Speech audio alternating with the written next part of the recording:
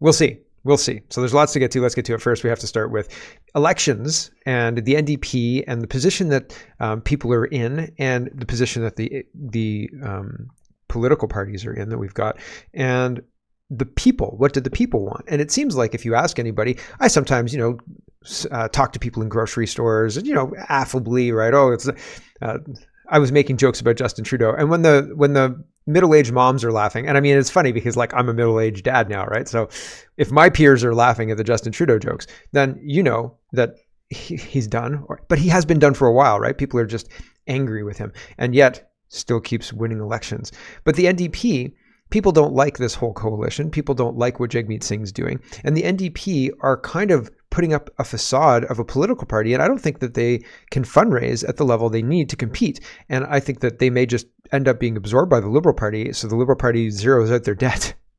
Honestly, here's Alex Zoltan, and he says, fun fact, Jagmeet Singh's NDP are so broke that they needed to take out a $21 million loan just to look like a real party in the 2021 election, which they haven't paid back. Yeah, and there's another election coming soon. Another thing that plays into Jagmeet Singh's reluctance to call an election right now, right? They don't have any money. And what bank's going to pay back a political party that can't pay back a loan from 2021 in 3 years of $21 million? You can't raise $7 million a year, dude? Really? Time for a new leader, the NDP, right? Because people aren't interested in straight up communism, I guess, right? Communism, Justin Trudeau style, brought to you by Jagmeet Singh. Andy Lee is responding to Tim Caulfield, and she's pointing out that Tim Caulfield has gotten $3 million from the Canadian government to say whatever the Canadian government tells him to say because they're giving him $3 million, right? And Tim Caulfield says, the study finds that 84% of Canadians with the strongest belief in disinformation vote Conservative. And he gets PPC in there. 95% of the most disinformed Canadians are planning to vote for the CPC or the PPC. Oh, okay, Tim. And again, he's paid $3 million. So relatively cheap, right? Inexpensive to get an expert's opinion that all the Conservatives are dum-dums. Thanks, Tim. Great expert advice. Moron. Unbelievable. Roy Green says not kind of the same thing. He says, no insult intended, but to the 56% of Canadians who told Ipsos they don't want a federal election now and prefer the opposite, or that opposition parties work with the government, what are you thinking? None of these parties work together, and national polling is crushing Trudeau and the Liberals. So Ipsos, Abacus data, all of these pollsters tend to have samples of like 1,000 people. And people tell me, oh, take a statistics course. And I don't need to take a statistics course to tell you that Canada is a country of 40 million people, 41 million people. And a whole bunch of like 3 or 4 million of those are brand new arrivals. Toronto is an enclave. Brampton's an enclave. The whole GTA is an enclave. There are strongholds. There are places you can go that you can reliably get complete, like just like Twitter, right? You put a poll on my Twitter account versus you put a poll on Tim's Twitter account, you're going to get different results. And same thing in Canada. And so you get 1,000 people and they say 56%, we don't want an election. Well, I'm sorry. Like, that's nonsense. And it's not believable. And I don't think we should take it as believable. I think that we should say, well, that 1,000 people said this, and maybe that's representative of a small subsection of the Canadian population. Maybe you could say that 1,000 people is representative of the 3 million who live in Toronto. No, right? Like, no, that's unreasonable. Maybe that 1,000 people, that's representative of the, 100,000, 150,000 who live in Guelph? No, again? Right, exactly. 1,000 people is not representative of any population that I'm aware of. And again, statistics, blah, blah, blah. But nonsense, right? If I'm walking around the grocery store just randomly asking people, elections held today, who you voting for, Trudeau or name it, right? I would bet, maybe I'll do this. Maybe I should do this. This would be fun. I could walk up to people and just say, hi. I'm not a bully, just like, what's his name? Dacey Media did the other day with Jagmeet Singh. I'm not an alt-right anything. I'm just asking a question. Quick Quick fire. You could do quick fire. People would answer. I think just standing. Maybe I'll do this. This would be fun. It'd be fun. Anyway, Brittany says it seems slanted. She's right. I wonder if the people polled even know what's happening. Meta has really suppressed a lot. Yeah, so Meta is Facebook, and yes, it has. I don't even go on Facebook because it's a waste of time. If a person only uses Facebook and only watches 6 p.m. news, they may not be aware of how much has happened in the last 3 weeks and more, right? It's weird. Anyway, it's an odd number, isn't it? Canadians want Trudeau and the Liberals gone. Poll after poll, but here we are. We have 56% wanting opposition to work with the government, even with an election required less than 13 months from now. Head scratcher. No, it's fake. It's just fake. It's not a head scratcher. It's fake. Polls like that are meant to influence public perception and opinion, not meant to tell you about it, not meant to inform you. Andrew Coyne, who's another Liberal asset, and you can tell by the lack of Canadian flag in his profile and the Ukrainian and Israeli flag. We should stop funding foreign wars and we should focus on our own damn country. Anyway, Andrew is quoting from the Stephen Marr piece in the Toronto Star talking about Justin Trudeau.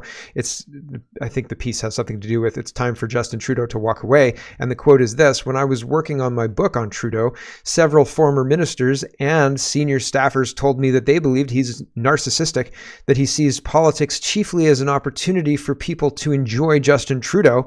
One told me he had gotten to a place now where he actually believes what he's doing is good for the country, irrespective of anything else, which I think is hugely scary and problematic. Yeah, that's pretty scary and problematic, if you ask me. Terrifying. Maxime Bernier says, so with this whole election thing, we are in a situation where pollsters are trying to shape the public opinion to say, no, nobody's up for an election now anyway. And they're trying to give the impression that Canadians are happy about what's going on. And that's incorrect. That is not the temperature of the public at this point in time. The public is, I call it itchy, right? You can kind of feel it. It's palpable. You can feel like people are ready to move on. People want to throw the bum out of office. People want, I remember living through Kathleen Wynne when she got thrown out of Ontario, and she knew 2 weeks before the election was over, and she implored people, I know I'm going to lose, but please don't give Doug Ford a majority. Please vote for Andrea Horwath. And endorsed Andrea Horwath because people, again, you could feel it. And we're not connected. We're connected. I can feel it now, right? And people generally can feel it now, and they're trying to magic up. They're doing the same thing with Kamala Harris. They're trying to magic up this support, this fictional support, and all of the paid people are talking about this fictional support, and they can magic it up a little bit. But again, the proof is in the pudding. Housing costs too much, food costs too much. All of these things are moving people to say what's happening is not working. The people who are doing this need to be removed because more of this is going to crush us, and we don't want that. And so they're itchy. They want change, and you can feel it. And polls, who cares? Who cares about the polls, right? Jeepers creepers. You've got the Toronto Star writing pieces about how it's time for Justin Trudeau to go, right? So it's surprising that it's taken this long. And here we are on the cusp of an election, because it's going to happen in the next year, right? We're on the cusp of an election. And even right now, they're trying to manage the narrative and make it seem like there's a pathway to Justin Trudeau and the NDP retaining their majority, retaining their ability to set the legislative calendar, etc., keeping everything the way it is. And they're trying to sell the Canadian public on, yeah, that's what people want. And I don't think so. I just don't think so. Let's talk about the economy a little bit and money and how that's all playing out. And there's influence in the United States. Maxime Bernier, this is a little long, but he's responding to Forbes reporting US passes $1 trillion quarterly interest on the public debt. Oh, what's $1 trillion between banks, right? Maxime Bernier says, although monetary policy has a huge impact on our lives, most people don't pay attention because they find this topic too complicated and boring. But it's not. Please take a moment to read the following. It's important. The U.S. Federal Reserve cut interest rates by 0.5 percentage point yesterday, which reverses the high rates policy of the past few years to fight inflation. Even though we're not in a recession and prices are still rising, major central banks, including Bank of Canada, are cutting interest rates. I believe they will start massively printing money again soon. That is, buy government treasuries that fund government debt with money created out of thin air, like they did during COVID. Why? Because all Western governments have accumulated massive debts and are becoming insolvent. solvent.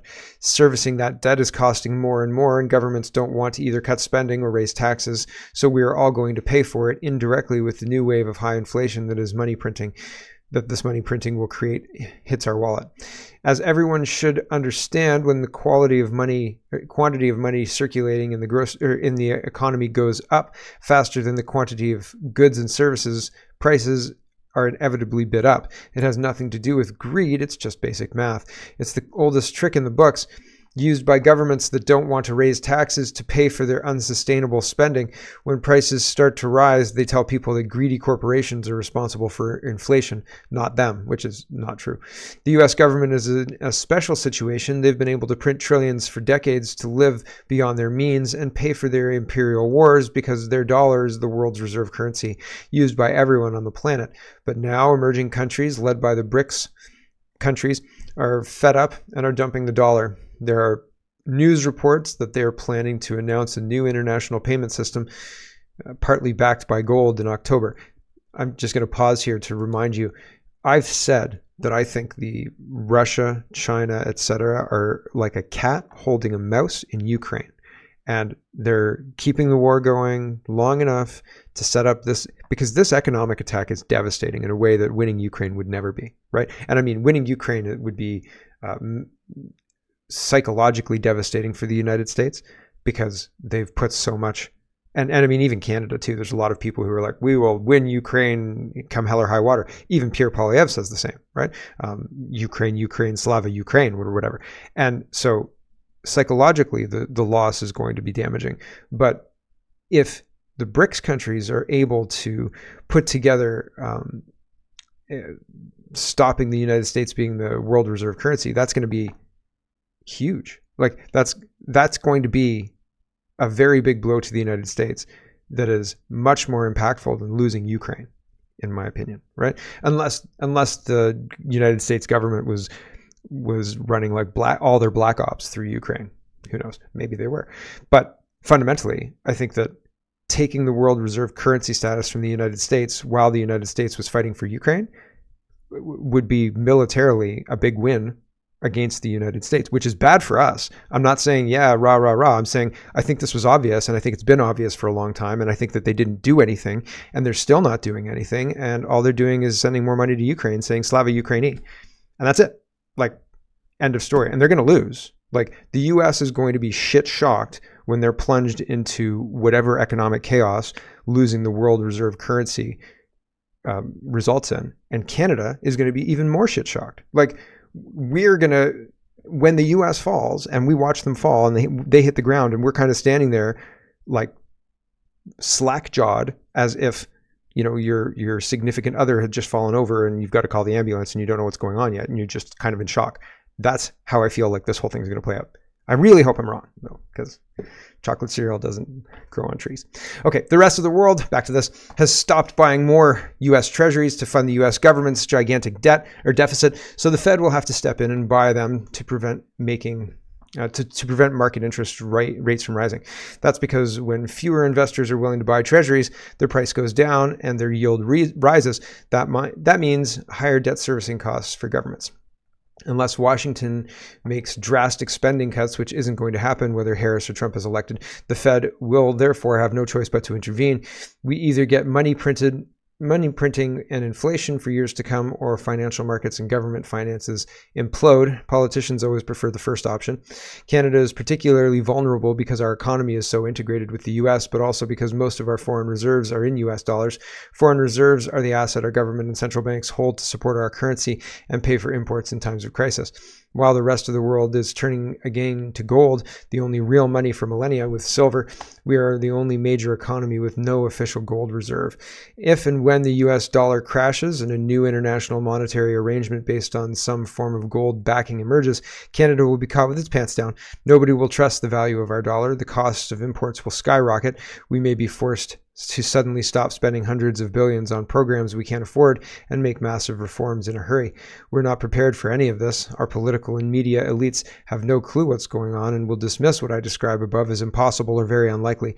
Trudeau doesn't think about monetary policy and is clueless about economics. Poilievre hasn't said a word about any of this and isn't willing to commit to any major spending cuts. to put our finances and economy on a stronger footing. Get your financial situation in order. The coming years could be a roller coaster. Yeah, and so the more money you owe, the more at the mercy of whatever the banks do you are. And so if you can, don't hold debt, right? Like, don't hold debt. It's a good idea. Ban chart says Japan foreign investors dumped a record high $10.5 billion worth of Japanese stock last week. So that, I mean, that doesn't look very good on the record here. And going back to 2020, there's nothing like it, right? Although, I mean, here there's a 1,000-point drop, right? So there's in March 2023, there's a drop, but it's not as bad as this one. But anyway, things to pay attention to. I don't know what implication that means, or like what that implies worldwide, but everybody seems to be having financial issues.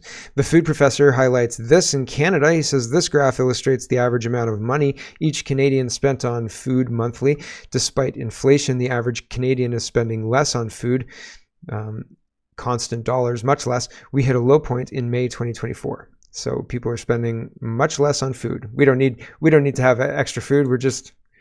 We'll eat whatever's in the grocery stores, I guess.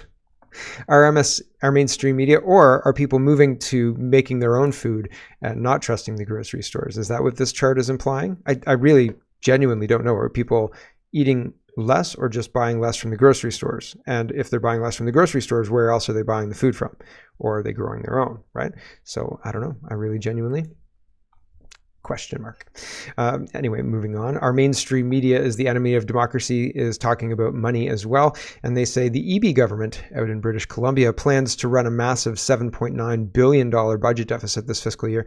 This would be the largest deficit in provincial history and the largest deficit in Canada relative to the size of each province's economy. And yet the $7.9 billion official deficit number actually understates the government's financial mismanagement this year. Indeed, a closer look shows that things are even worse than they appear.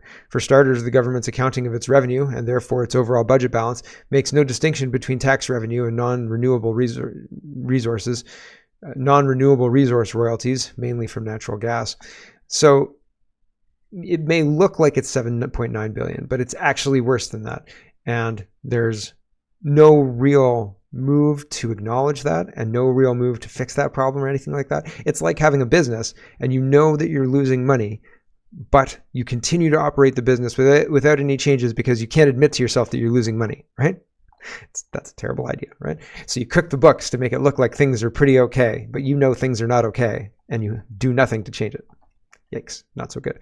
Here is gov.exe. He's sharing this clip. We've spent $67 million on a gun buyback program that has not confiscated a single gun, and I don't believe that we should be confiscating guns, period, because you should be able to defend yourself. We should have castle defense laws in Canada. Like, you break into my house, like Kamala Harris, and you're going to get shot with her non-existent guns. Right? I will shoot you with my BB gun, and I will shoot you a bunch, and it will sting. You will get stung. And I have a bat or two, right? So, and I've seen Casey Jones, man. Those things hurt. Okay, here is what they're doing with the gun buyback program. Again, $67 million spent, nothing actually done. A bureaucracy set up, maybe? Are they going to also give food to people, like kids, school children, food program? No? Government's buyback program seems to be coming up short. Heather, Ottawa has spent tens of millions of dollars on the firearm buyback program since 2020 with no results. The program has cost taxpayers more than $67 million since it was announced more than 4 years ago, but so far it's resulted in 0 guns collected.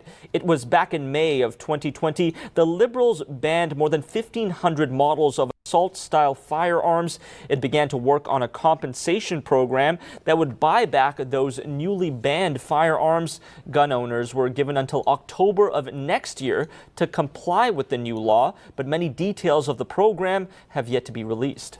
They've spent $67 million in trying to organize how they're going to develop this program. It has not been developed. It has not started. They have not bought back one single gun. Meanwhile, the government Senate representative called the lack of progress regrettable. It's still not known what the government will compensate gun owners for their weapons. Heather. The federal... It was going after people who were selling those guns to buy the product that was unsold, as far as I'd understood it. And yeah, they hadn't even talked about buying back. It was willing retail outlets that were going to be selling back to the government, as far as I understood the whole thing. Maybe it was targeting actual gun owners as well, but everything I had read was talking about it was targeting unsold product to compensate the stores and things like that. Again, I could be wrong about that. They could have been going after the owners, but again, they didn't have any kind of prices or anything like that, and they still haven't. They don't have any kind of table for how much they were going to give people for their guns that they wanted to buy. So, and they've spent all this money. It's such a waste of money. Contrarian is highlighting another waste of money. It's our tax dollars pay for our healthcare. Imagine this: like you pay $1,200 a year for, and you pay more than that, by the way. I'm just saying this. Imagine you pay $1,200 a year for health insurance. And then you go to your place where you're paying for health insurance. Like, it's not taxes anymore. You're directly paying for this health insurance, right? Like, it says Mark, and you have to give me service, right? Like, this is the agreement. I've paid for this. You have to give me service. And then you get there and they say, Mark, we know that you had an appointment today, but actually we got real busy with a whole bunch of Haitian migrants and we just can't see you. So sorry about your luck. That's what Health Canada is telling people to do. If you had to buy health insurance and you pay more than $1,200, you can get health insurance in the States for $1,200 a year. I think. I don't know if it's good health insurance, but I know that you can get it. And Canadians pay more than that, like a lot more than that. I think it's like $6,000 or $7,000 for a family of 4, whereas in the States you can get the same for less than 5. I'm ballparking here, and my numbers are probably outdated, but that's what it was around 2010. So now we're in a situation where our tax dollars go to prop up this whole healthcare industry, and this is what's happening in Canada. And again, take it with a grain of salt. Some people were saying, if you can't give us the name of the doctor, you're lying. And the person has said, like, people were asking where he is. He says Alberta, but they were asking then, who's the doctor? And he's saying, like, I'm not gonna do that. And they're saying, you're lying then. Anyway, take it with a grain of salt, as you do everything. Contrarian says, so my doctor here, my Canadian doctor, has a small standalone building as an office. Reception told me that daily asylum seekers and immigrants are just showing up. No call, no appointment, they just show up. And often get angry when they're refused as my doctor does not take any new patients.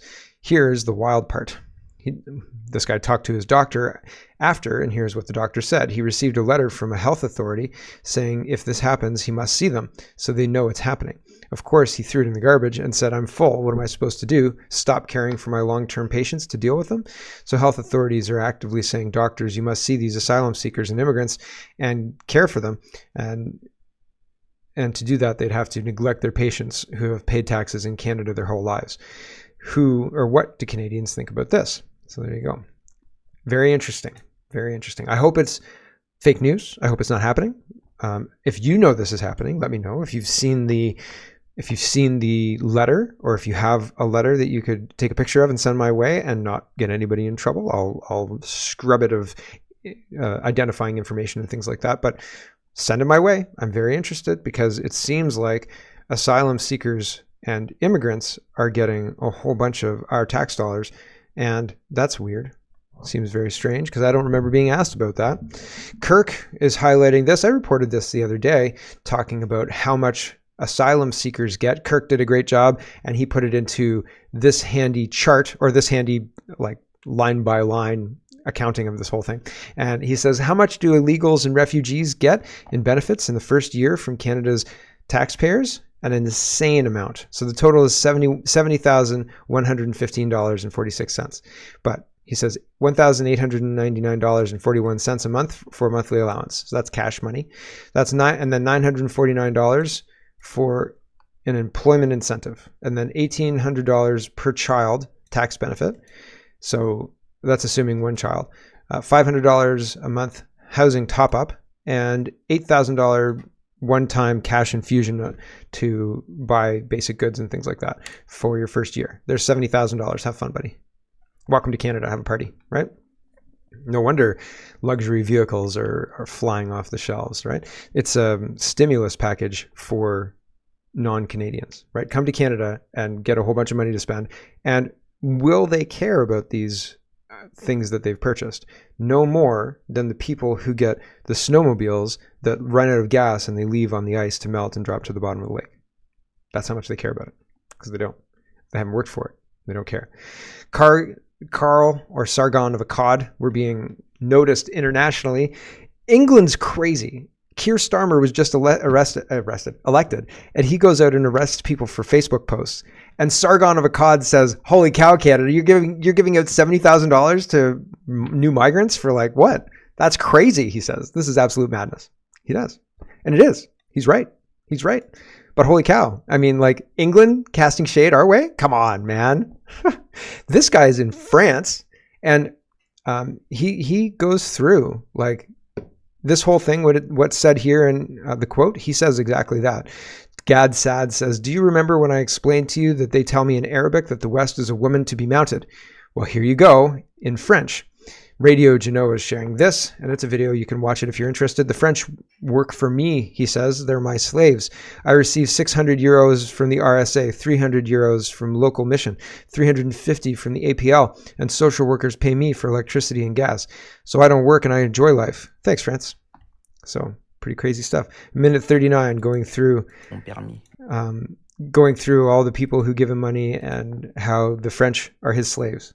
Isn't that wild? And ER Doc is responding to all of this madness, and he says, "Why the heck am I working? What?